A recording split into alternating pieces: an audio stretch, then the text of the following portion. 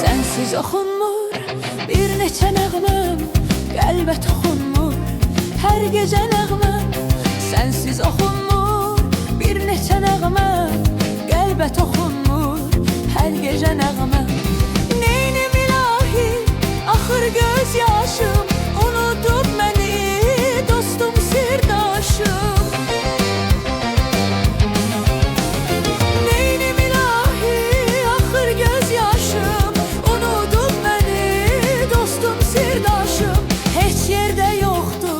Dərdimə çarə, içdiyim şərab döndü zəhrimara.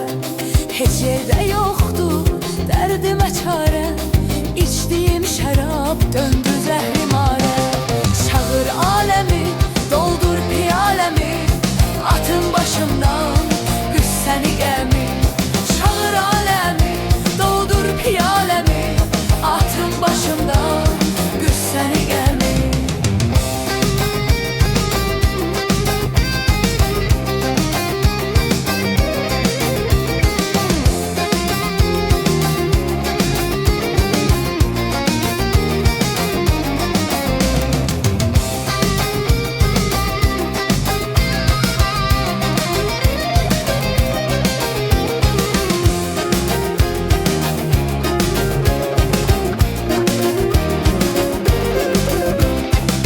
Sözüm sənə bəlkə xoş gələr, eşqin qəlbimə bəlkə tuş gələr. Hər sözüm sənə bəlkə xoş gələr, eşqin qəlbimə bəlkə tuş gələr. Neynim ilahi, axır göz yaşım, unudub məni dostum, sirdaşım.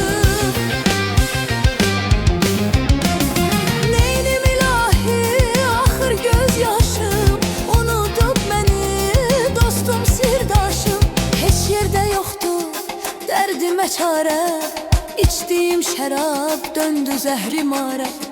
Heç yerdə yoxdur dərdimə çarə, içdiyim şərab döndü zəhrimara.